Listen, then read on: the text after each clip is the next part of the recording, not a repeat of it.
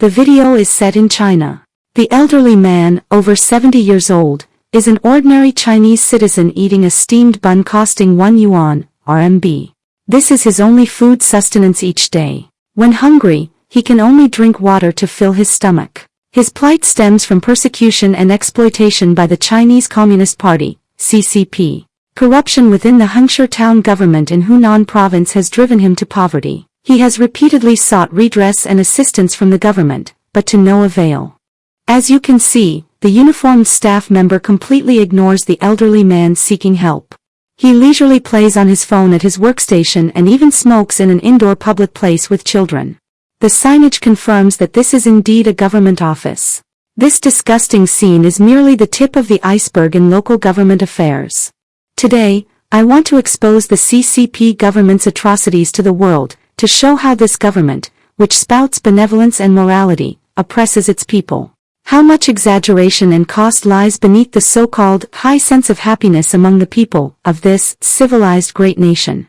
In Hunan Province, China, the administrative and judicial departments are notoriously incompetent, consistently ranking last in Judicial Civilization Index assessments.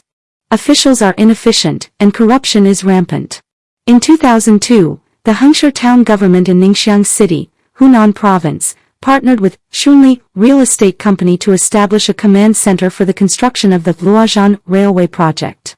By 2008, the command center faced financial difficulties and appealed to Mr. Huang, the elderly man mentioned earlier who ate steamed buns, for help. With the guarantee of the then town mayor, Guoliang, Mr. Huang lent money to Shunli company. Part of this loan was his own, and the other part was. Mr. Huang borrowed money on behalf of the government out of patriotism and support for national development. However, Shunli company defaulted on the loan, becoming a deadbeat. Mr. Huang's daughter, Ms. Huang, acted as his agent, engaging in a 6-year legal battle. In 2014, Ms. Huang finally won the case and received 61 plots of land worth 3,965,000 renminbi under Shunli company's name as compensation. However, the Enforcement Bureau could only enforce the judgment on 50 plots. 11 plots had been encroached upon by other departments for expansion. The local government offered no explanation, apology, or compensation.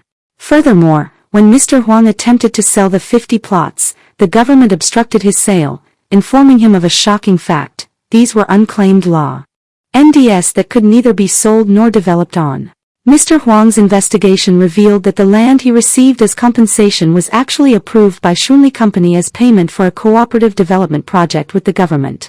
There appears to be an improper transaction between the two parties, as the former possesses the land certificates and proper procedures for these lands. How could they have obtained these qualifications without paying the land expropriation fees?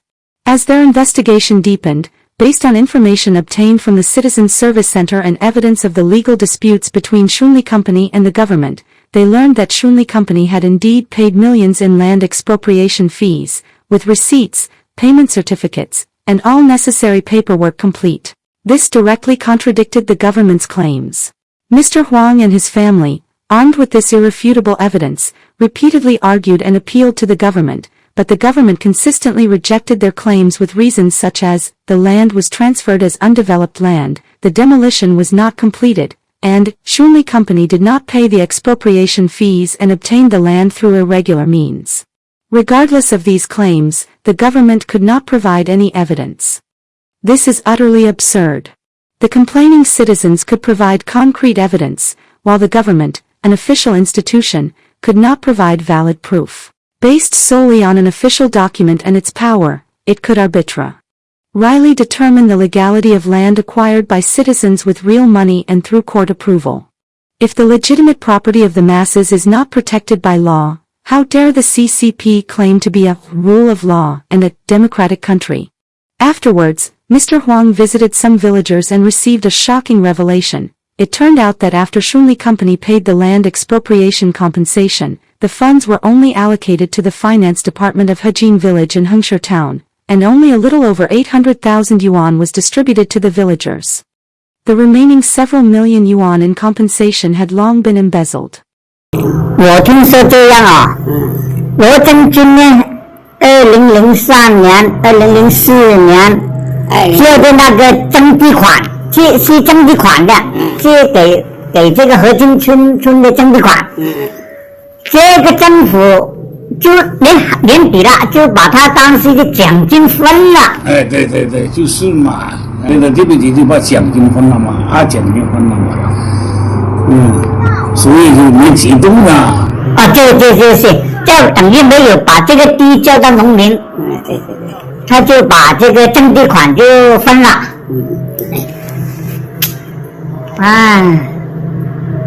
本地来讲，这样的开发不就是开发，你知不知道？就是亚洲百姓种地的生意。Mr. Huang finally realized that the land issue was caused by the Hengshi town government's embezzlement of the compensation funds. Over the years, his family has traveled throughout Hunan Province to seek redress, appealing to municipal and provincial governments, but security guards blocked their way. They were unable to even enter.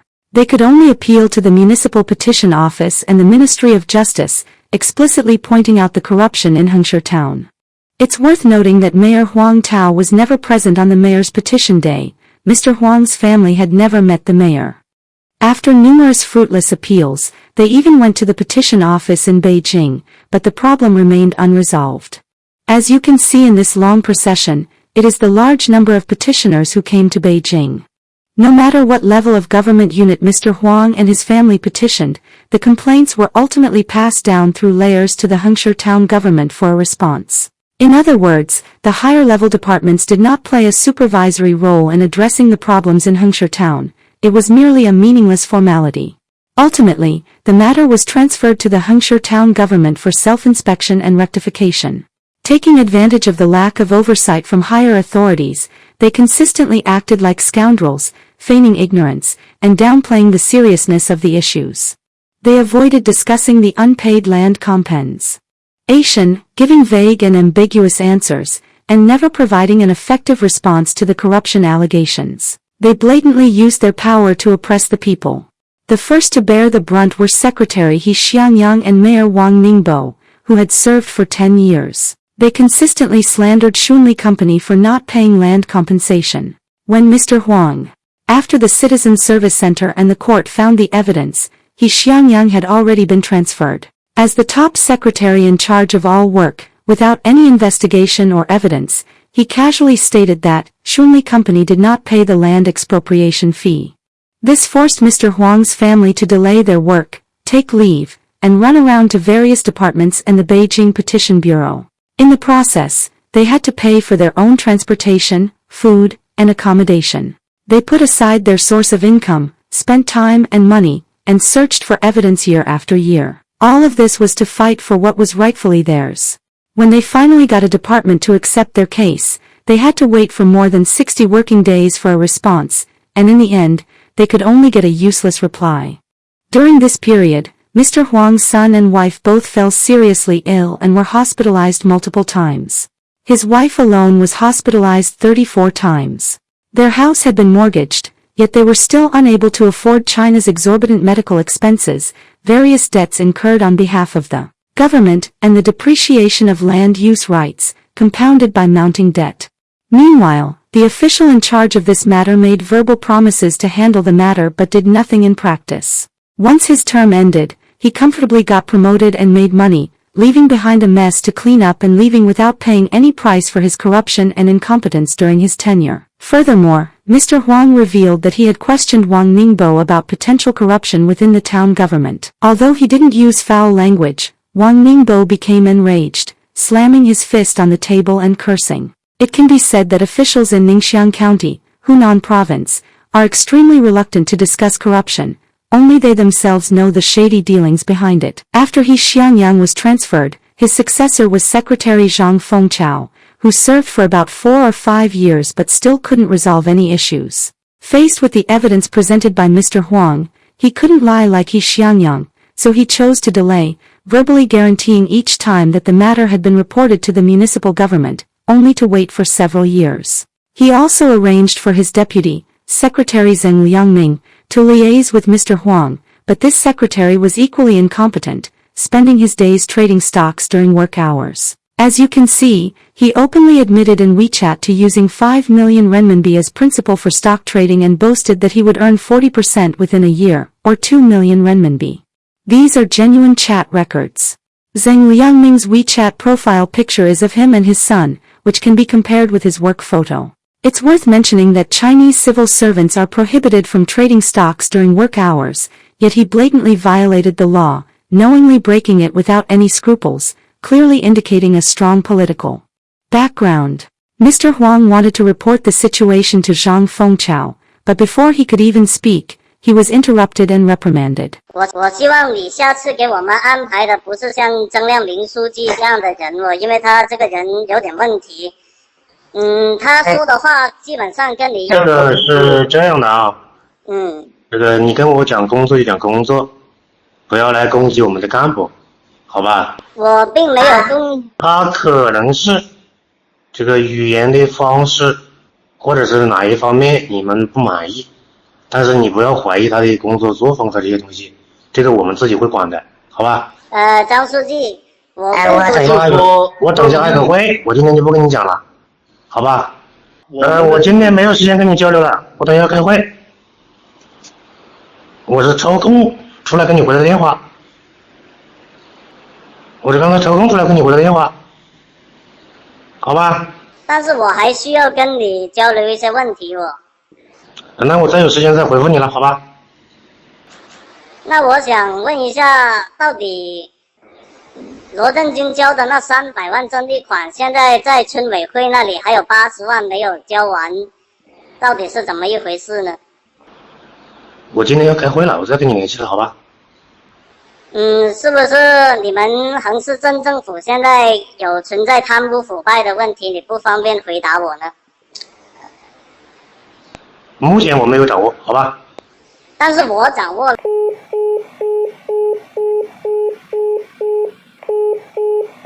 As you can see, Zhang Fengchao is protecting Zheng Liangming. He forbids Mr. Huang from discussing Zheng Liangming's affairs. When faced with the final question, is there any corruption in the Hengshi town government, his answer was surprisingly, I don't have any information on it at the moment, before abruptly hanging up the phone. This is highly suspicious. Considering he had been in office for at least 5 years as the top leader in charge of all aspects of the local government, if he were truly effective in governance and the town government officials were incorruptible, why couldn't he simply answer, no, or absolutely impossible? Instead, he gave such an ambiguous answer as, I don't have any information on it at the moment. Is he hiding something? This remains to be seen. Considering Zheng Liangming's alleged stock speculation with 5 million yuan, it becomes even more intriguing. The aforementioned officials, despite long-term exposure online and official reports, have not only escaped dismissal or investigation, but some have even risen higher in rank. I dare say they must have enormous power and protection behind them. For example, former party secretaries He Xiangyang and Zhang Fengchao, as well as Mayor Wang Ningbo, while not yet showing signs of property crimes and appearing incorruptible, are actually hypocritical and corrupt. During their tenure, for the sake of their own career advancement, they have adopted inaction and buck-passing tactics to cover up the facts of government corruption, evade responsibility, and deliberately neglect the needs of victims. They might refuse to meet with petitioners, or even use their official power to suppress dissenting voices if the issue involves potential misconduct by officials. They prevent others from raising concerns, thus protecting their own networks within the bureaucracy and securing their own positions. As government officials, they are paid by the people, yet they fail to be honest and diligent. When faced with petitioners' complaints, they only know how to protect themselves and each other, ignoring the plight of ordinary people. Their salaries come from taxpayers, yet they fail to fulfill their duties and never address or resolve the problems. Isn't this a form of corruption? In China's bureaucracy, rife with nepotism, it's hard to believe that such incompetent and immoral individuals could rise through the ranks without bribery or connections. For example, He Xiangyang was transferred from the General Secretary of Hengshi Town Government to Party Secretary and Director, and later his role changed to presiding over the overall work of the Municipal Bureau, rising higher and higher. Wang Ningbo, who slammed his fist on the table and cursed, was also promoted to Party Secretary of Weishan Township, Ningxiang City. Zhang Fengchao, on the other hand, transformed into Party Secretary, presiding over all work and serving as the primary person in charge of multiple units. As for Zheng Liangming, who used 5 million yuan to speculate in stocks, according to Mr. Huang, the punishment he received was just a simple reprimand, without even a public notice, and then there were no other penalties. I don't know if his later transfer to Party Working Committee member was related to the punishment, but in my personal opinion, this kind of insignificant transfer is more like a form of protection, allowing him to continue his official career in another place. The Ministry of Justice did not investigate the most important source of the huge sum of money. It should be noted that 5 million yuan is a considerable amount in China, not something many families possess, let alone this. Moreover, this was not his entire personal property, but merely funds used for stock speculation. How could a secretary use 5 million yuan to speculate in stocks so casually? Isn't there a suspicion of embezzlement? Why didn't the Ministry of Justice investigate this? Finally, the newly appointed Zhu Hongba seems to have learned from past experiences, so he simply refuses to meet with Mr. Huang and his family to avoid exposing the problems. From this perspective, I personally feel he is also corrupt. In fact, victims like Mr. Huang are not uncommon. Local villagers have also revealed corruption within the Hengshi town government, stating bluntly that to obtain land use rights, besides paying money outright, one also needs to pull strings. 就几户搬了房产证，对，别的都没有，其他都搬不了。我们这个房产证都是要走关系才能办得到的。要找关系，要找官司。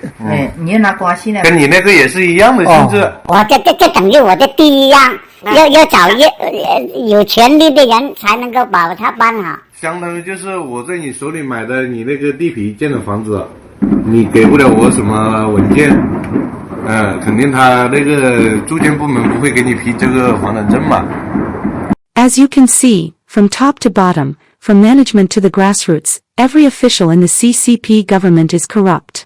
This is the true picture of China. Their boasts of no regrets being born Chinese, a comprehensive march towards a moderately prosperous society, public satisfaction with the government exceeding 90% for consecutive years, and infrastructure mania, are all jokes. Take Mr. Huang's family, for example. Originally well off, they were driven from prosperity to poverty, and then from poverty to debt, all due to the fraud and oppression of the Hengshi town government. They were living a peaceful and prosperous life, relying on their own hard work and honesty, but the government they loved repaid their kindness with ingratitude, leaving them destitute and even ruining their lives. Their lives are a tremendous irony. Now their whole family is in great pain. An ordinary and happy family has been destroyed in the hands of hypocritical rulers. This is how the CCP government repays the people who love it. Chinese media say every day that the United States is a hegemon and that Japan has the ambition of a wolf, but in reality, China is the most hegemonic country. Beneath the surface of peace and prosperity, how much blood of ordinary people has been sucked to build this illusion? They do nothing but exploit and oppress the people, to the point that the people are living in misery. Looking at the whole world, it is hard to find another government as dictatorial, tyrannical, brutal, utterly immoral, and inhumane as the CCP. It is said that Hengshi town in Ningxiang city plans to build a high-speed rail project in the next 2 years.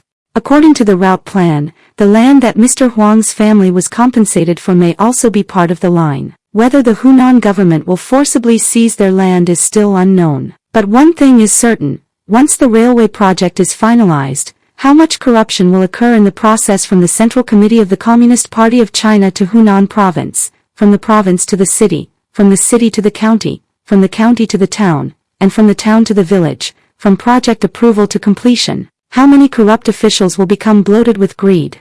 How many ordinary people like Mr. Huang will be exploited and persecuted? That is unknown.